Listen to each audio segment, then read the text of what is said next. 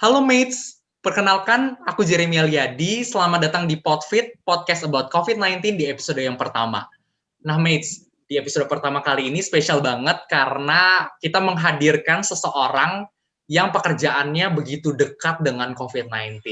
Nah kira-kira bagaimana ya? Yuk kita langsung tanya-tanya sama Dr. Freddy di sini. Halo kok. Hai, halo mates. Nama Yes. saya Dr. Freddy. Saya berprofesi sebagai dokter umum. Saat ini saya sedang bertugas di rumah sakit pemerintah di Provinsi Kalimantan Utara. Sehari-hari sih ya tugasnya di IGD, ya kadang jaga di ruangan juga sih, tapi mostly kebanyakan di IGD. Oke kok. Jadi menjadi seorang dokter di tengah pandemi. Nah, mungkin boleh nih kok, sebelum kita mulai pertanyaan-pertanyaan, diskusi mengenai physical distancing. Mungkin boleh nih kok, share pengalaman ketika bertugas di tengah masa seperti ini. Bagaimana kok? Ketika bertugas di masa pandemi, sebenarnya awal ada rasa takut. Di awal, terutama paling pertama ya, di musim-musim awal kita masuk pandemi di bulan Februari, Maret, itu rasa takut jelas, karena banyak sih yang dipikirkan selain diri sendiri, kita juga pikir keluarga yang di rumah, jangan sampai kita kerja tapi ya membawa pulang bahaya buat keluarga di rumah gitu. Dan juga di awal kita masih belum tahu gimana maksudnya cara yang lebih efektif untuk mencegah jangan sampai kita tertular, terus bagaimana penanganannya. Memang ada protokol yang diberikan pemerintah, cuman yang di awal ya, ya kita tahu penyakitnya kan penyakit baru ya, jadi belum belum ada guideline yang jelas bagaimana kita bisa lebih aman. Nah, memang semakin lama akan semakin diupdate, semakin diperbarui, kayak pemakaian APD-nya dan lain-lain itu semua disesuaikan. Oke Gitu. kok. Berarti pertama nih pas ada ketakutan tersendiri ketika bertugas di masa pandemi ini. Nah, ketika ini bagaimana sih kok caranya Koko tuh mengatasi rasa takut itu sehingga akhirnya sekarang bisa bertugas di rumah sakit, mungkin tetap mungkin ada rasa takut tapi mungkin sudah bisa terhandle. Nah, bagaimana kok cara Koko menghandle perasaan takut itu? Yang cara handle-nya gimana ya? Sebenarnya awal, memang betul sih, awal kita ada rasa takut. Lama-lama ketika kita sudah mulai paham dengan penyakitnya, dengan pola persebarannya, dengan penularannya, kita tahu cara pencegahannya, pelan-pelan sih rasa takutnya akan berkurang. Tapi juga tetap didukung dengan pemakaian, ya pelindung diri lah, kayak masker, kita pakai masker yang sesuai, terus pakai baju-baju, namanya APD, alat pelindung diri, tapi nanti disesuaikan, ada beberapa levelnya. Kita pakai baju alat pelindung diri, ada yang topi, ada yang berupa jubah, ada kadang kita pakai sarung tangan, kita pakai face mask atau face shield. Nah, ya itu lebih mendatangkan rasa aman pada diri sendiri sih. Walaupun tentu kadang-kadang juga tetap ada rasa takutnya kalau ada pasien datang dengan gejala batuk, pilek, demam tinggi, pasti tetap tetap ada rasa takut. Oke, jaga jarak sebentar. Tapi ya setelah itu oke, ya udah aman kok, ya udah gitu. Oke, oke. Jadi berarti Koko juga menangani atau maksudnya apakah menangani pasien COVID atau gimana kok? Atau Koko bertugasnya di bagian yang lain gitu, maksudnya di IGD bagian yang lain atau semuanya Koko layani gitu? Gimana sih kok sebenarnya Nah, penempatannya gitu? oke. Kalau di IGD sebenarnya tidak ada penempatan secara khusus, kayak misalnya oke, dokter A bertugas untuk pasien khusus COVID, atau misalnya dokter B dia tugas bagian khusus mana, enggak. Kita sih semuanya sama, artinya setiap pasien yang datang kita layani.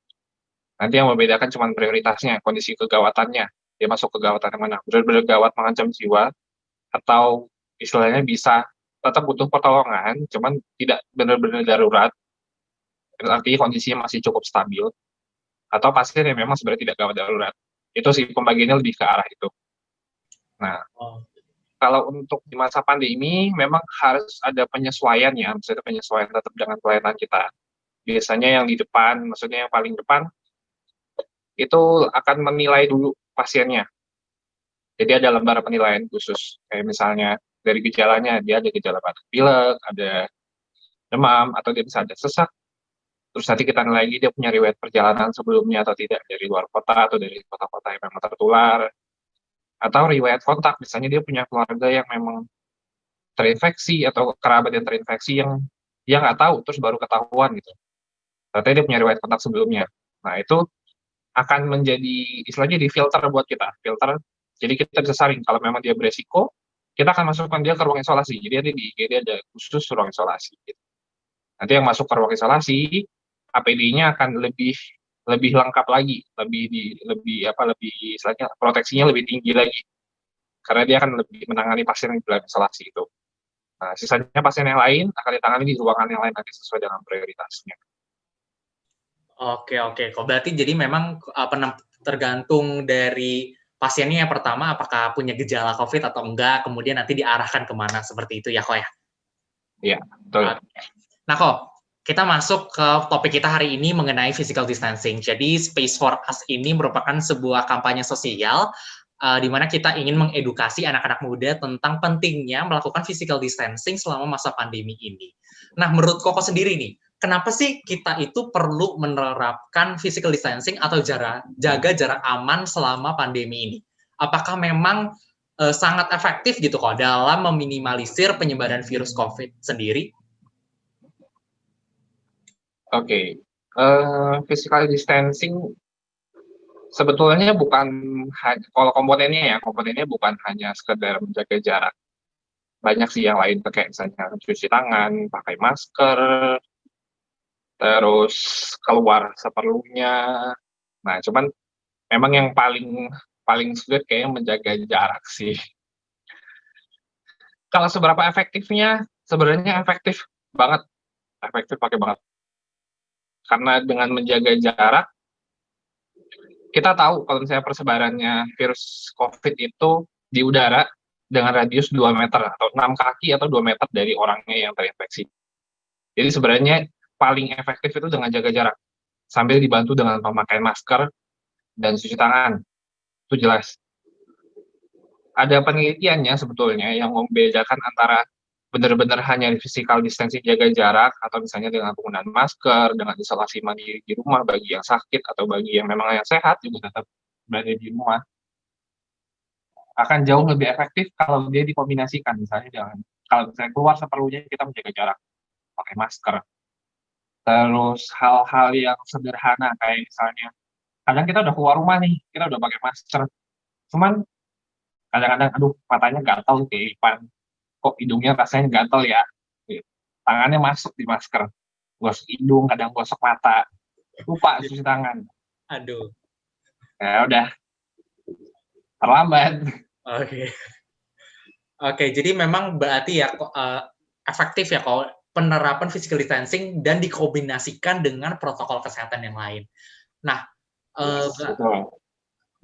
menurut pandangan Koko nih, ketika melihat masyarakat di luar nih, ketika misalnya lagi selesai bekerja gitu, kemudian ketika perjalanan pulang ke rumah, menurut Koko tuh masyarakat kita itu apakah sudah memang menerapkan physical distancing atau mereka masih terlihat masa bodoh atau bagaimana kok menurut pandangan Koko sendiri? Kalau menurut pandangan aku ya, selama di masa pandemi mulai dari awal sampai sekarang sudah berjalan sekitar 6 bulan, 6 bulan 7 bulan. Di awal mungkin kita akan lihat sangat kontras dibandingkan hidup biasa. Benar-benar kayak kadang-kadang jalan itu bisa benar-benar sepi, terus tempat-tempat yang tadinya tempat nongkrong yang tadinya ramai benar-benar jadi sepi, orang di rumah. Nah, cuman seiring berjalannya waktu, entah itu akhirnya infeksi COVID dianggap sebagai dianggap remeh, atau misalnya dianggap jadi sesuatu yang biasa, pelan-pelan aktivitas di rumah tuh mulai mulai mendekati kembali normal. Kadang sedih sih, ada rasa sedih, kadang ada rasa apa ya, malah kecewa. Kita berusaha setengah mati mencegah, tapi ternyata juga orang-orang nggak benar-benar mematuhi yang aturan, bukan aturan, protokol yang ada. Padahal sebenarnya protokol yang ada ya tujuannya kita untuk melindungi masyarakat. Artinya jangan sampai kasus ini benar-benar meledak jadi besar, dan yang butuh pertolongan kita nggak bisa tolong akhirnya karena terlalu banyak kasus. Oke, kok berarti ya di awal-awal mungkin masih takut mungkin ya masyarakat masih takut, masih kayak ini apa gitu. Terus semakin berjalannya waktu sudah berbulan-bulan akhirnya mulai lupa gitu kok. Nah, dan ini kan juga banyak dialami atau dilakukan sama kebanyakan anak muda sih kok. Kalau kita lihat ya banyak sekarang sudah anak-anak muda yang kayak tidak merasa beban, tidak tertekan gitu untuk kumpul-kumpul, untuk sudah hangout bareng-bareng, ramai-ramai seperti itu. Nah, betul. Jadi udah kayak lupa gitu adanya COVID ini sebenarnya. Nah, menurut Koko, bagaimana sih sebenarnya pendapat Koko tentang anak-anak muda yang mungkin sudah mulai underestimate penerapan physical distancing dan juga mulai merasa masa bodoh tentang COVID ini kok? Menurut Koko gimana? Ya, kita paham ya, berbulan-bulan di rumah pasti namanya bosen banget. Mau main game juga, sampai kapan sih mau main game terus, tetap ada rasa pengen ketemu teman, pengen hangout, pengen ngobrol. Pun sebenarnya protokol yang ada pun bukan cuma sekedar untuk secara pribadi ya, maksudnya ada juga protokol yang diberlakukan untuk tempat-tempat usaha, kayak misalnya kafe, itu kan mereka tetap harus ada aturan yang dijalankan. Masuk ke tempat pakai masker, duduk jaga jarak, dan sebagainya macamnya. Cuman yang disayangkan adalah banyak anak muda akhirnya tidak menjalankan protokol yang ada. Contoh, aku pernah ke kafe nih, datang waktu itu untuk aku waktu itu pengen beli isi buku pulang waktu itu. Nah, tempat duduk itu sudah diatur sedemikian rupa, dikasih jarak 1 meter, jarak 1 meter dengan yang lainnya, dengan meja yang lainnya, dengan bangku yang lainnya. Dan mereka dengan gampangnya narik, geser, ya udah dideketin, meja jadi satu, bangkunya dideketin. Terus setelah ngobrol dengan temennya, udah masker dibuka semua, udah miris. Di saat kita susah-susah mencegah, mereka dengan mudahnya melepaskan perlindungan diri mereka. Belum lagi ditambah dengan biaya yang merokok. Oh ya, aku lupa. Merokok itu juga sebenarnya memfasilitasi penyebaran COVID. Karena sebenarnya waktu kita ngisep terus kita ngeluarin asapnya, dia akan ikut. Dia bisa ngikut. Itu kenapa pasien-pasien dengan keluhan sesak pun misalnya datang ke IGD, kita harus benar-benar hati-hati. Kalau memang dia COVID, kita ada tindakan namanya nebulisasi. Jadi kayak misalnya pada pasien asma kita nebulisasi supaya jalan nafasnya terbuka lebar gitu, supaya dia asmanya berhenti. Nah, kalau pada pasien COVID kita nebu, kan itu ada asapnya yang keluar juga. Sama, itu juga memfasilitasi. Jadi benar memang bayangkan bahayanya ketika kita ada di tempat terbuka, di tempat umum, tanpa perlindungan, dan ada yang merokok. Wow. Jadi ya, wow. Jadi apa ya kok? Perasaan kecewa ya, sudah berjuang mati-matian, bahkan istilahnya mempertaruhkan nyawa di rumah sakit gitu untuk menyelamatkan orang-orang yang ada, tapi di luar sana seakan-akan orang-orang sudah mulai lupa gitu dengan penerapan COVID. Mungkin boleh nih kok share apa ya? Mungkin kekecewaan Koko atau mungkin sesama teman-teman tenaga medis juga, kekecewaan ketika melihat hal-hal ini tuh bagaimana kok? Mungkin ada kekecewaan atau yang pernah di-sharing-kan ke Koko atau mungkin dari Koko sendiri gitu melihat banyaknya masyarakat khususnya anak muda yang sudah mulai lupa, merasa tidak penting menerapkan protokol kesehatan nih kok. Ada nggak kok? Banyak sih kalau share kekecewaan, banyak. Dari teman-teman medis kita sendiri juga banyak, kadang-kadang sesama perawat atau sesama dokter kita juga kadang itu juga kita berbagi cerita sih. Kayak misalnya kita jalan pas kita lagi pulang kerja atau berangkat kerja, atau pas lagi jalan ya kemana kayak jalan keluar. Kadang-kadang kita lihat tempat yang ramai, kafe yang baru buka, yang ramai, atau misalnya tempat perbelanjaan yang masih tetap ramai seperti biasanya, dan masih banyaknya orang yang nggak pakai perlindungan, pakai masker lah, paling simpel pakai masker deh, yang kita bisa lihat pakai masker. Rasanya pengen tegur sih, pengen marahin juga, Tapi ya gimana ya, kadang-kadang nggak semua bisa kita datang, kita langsung tegur dan mereka bisa langsung terima. Ada yang bisa tiba-tiba langsung marah. Aku pernah, secara pribadi aku pernah ke pusat perbelanjaan, datang lihat ada orang yang nggak pakai masker, ya udah aku tegur, Pak, masker di mana? Ada yang kayak, kenapa? Kenapa harus pakai masker? Kayak, ya udah kan, maksudnya udah berlalu juga.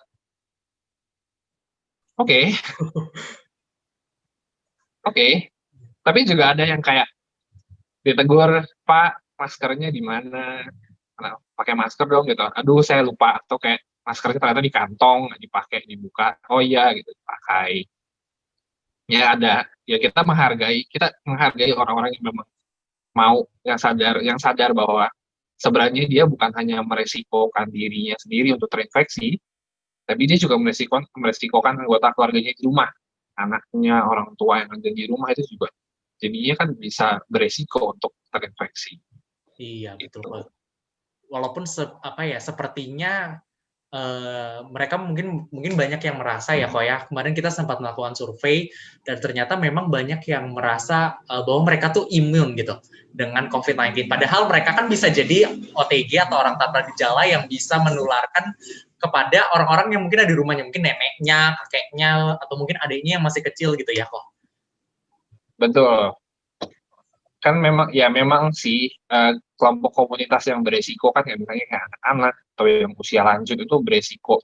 Apalagi usia lanjut yang memang dengan penyakit komplikasi yang lain-lain kayak misalnya diabetes, atau tekanan darah tinggi, sakit jantung, sakit paru, itu ya akan meningkatkan resiko mereka untuk terinfeksi COVID.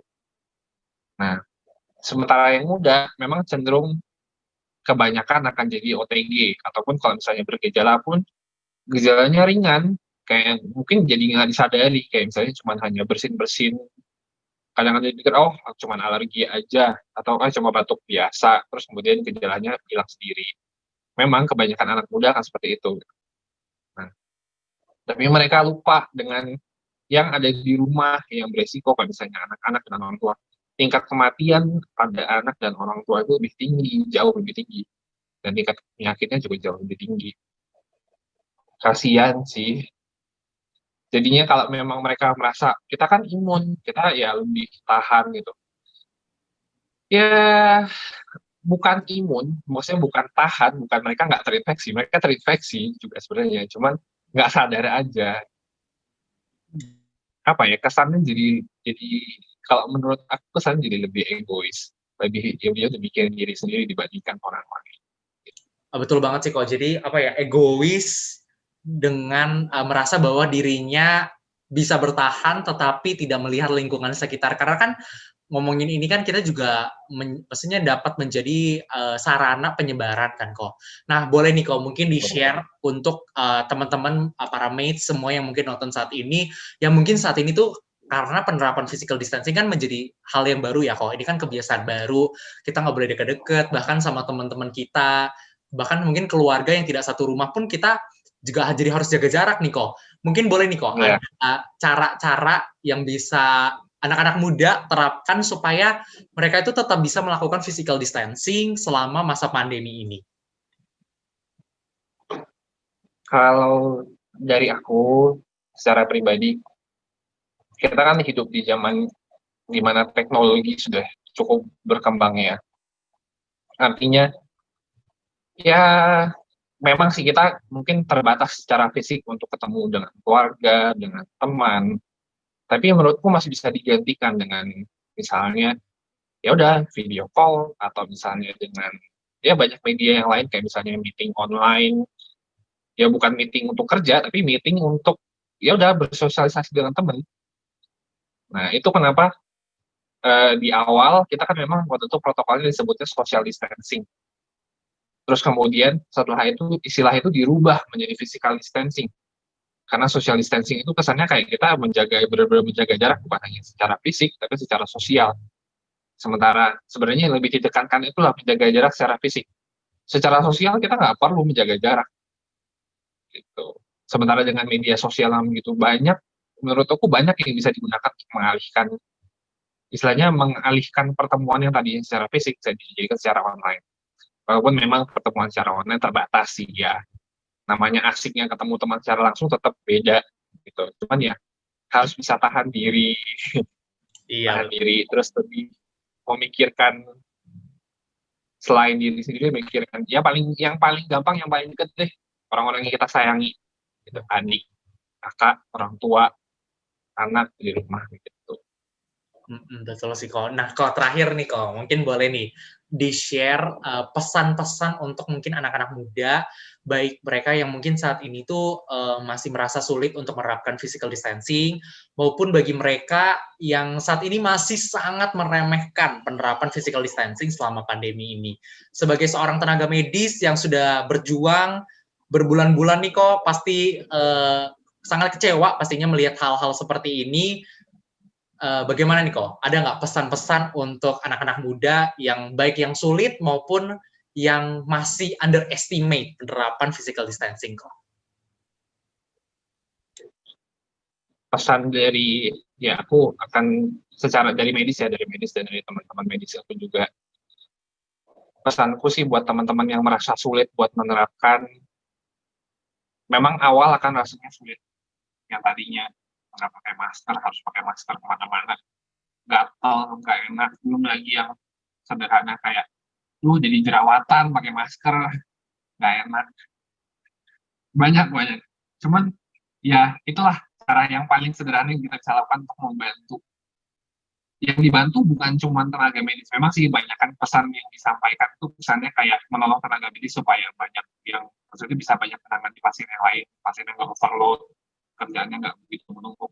Tapi itu juga melindungi baik diri kalian sendiri maupun keluarga di rumah dan orang-orang di sekitar kalian. Lama-lama akan dibiasakan, akan terbiasa. Walaupun nggak enak awalnya, lama-lama akan terbiasa. Sama dengan kita di rumah sakit, awalnya kita nggak biasa harus pakai baju yang berlapis-lapis, pakai masker, belum lagi pakai face shield. Tapi lama-lama kita akan sadar, oh ya, kita butuh untuk melindungi diri kita sendiri. Lama-lama kan terbiasa sih, kayak ya membentuk kebiasaan yang baru lah. Nah, bagi yang underestimate, bagi yang masih underestimate COVID itu apa sih, kayak ya udahlah, cuma batuk pilek biasa, cuma sakit biasa. Ya udahlah, pasti juga nanti akan berlalu. Betul akan berlalu, cuman kalau sampai kalian sakit, yang repot itu bukan cuma diri kalian sendiri, orang tua juga akan repot. Belum lagi misalnya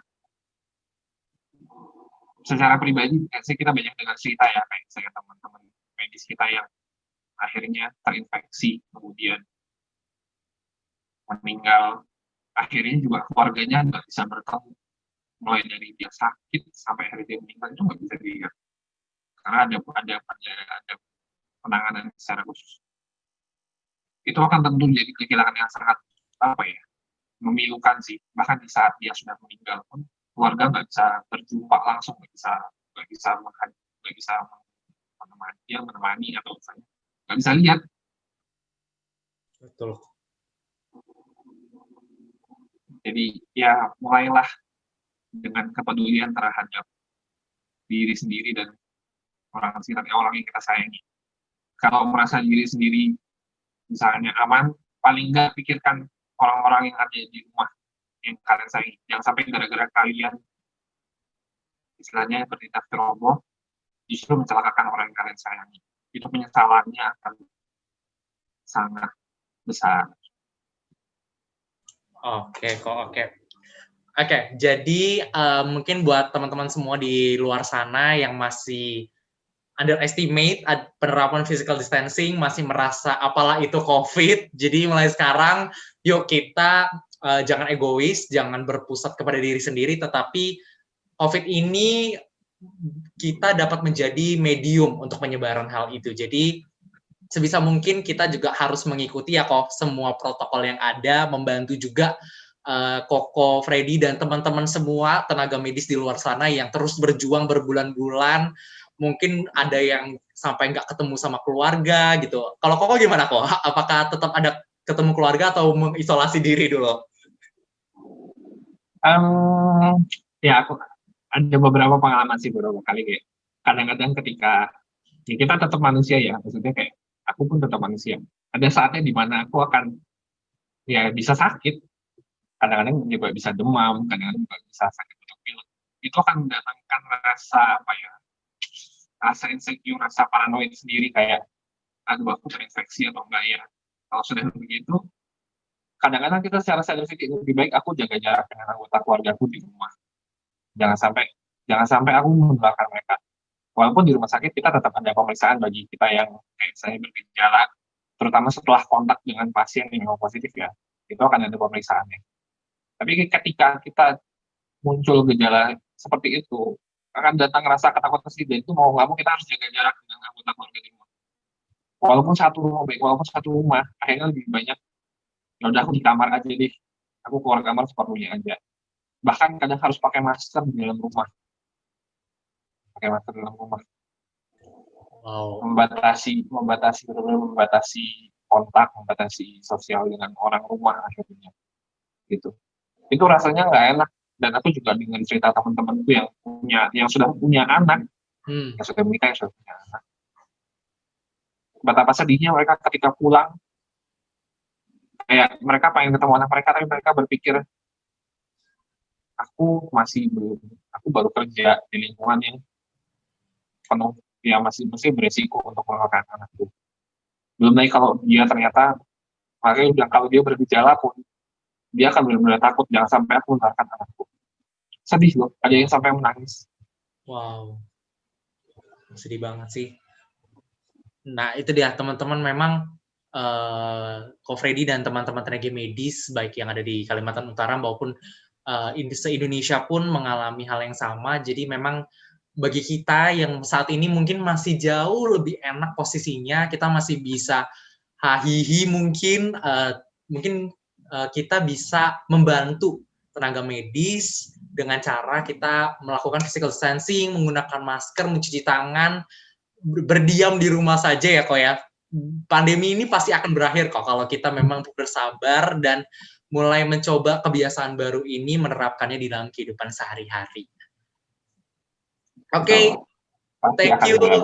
Betul. Thank you Ko Freddy yang sudah mau sharing tentang pengalaman, tentang informasi-informasi mengenai physical distancing, COVID-19, dan bagaimana sih sebenarnya tenaga medis yang terus berjuang di tengah masa pandemi ini. Thank you sekali lagi untuk Ko Freddy, supaya kiranya tetap stay safe ya Ko, stay healthy walaupun di tempat pekerjaan yang sangat beresiko, tapi kiranya selalu diberikan kekuatan, selalu diberikan kesehatan, dan tetap semangat menjalani tugas Koko sehari-hari menjadi seorang tenaga medis untuk melayani masyarakat. Oke, thank you Ko Freddy atas informasinya. Terima kasih.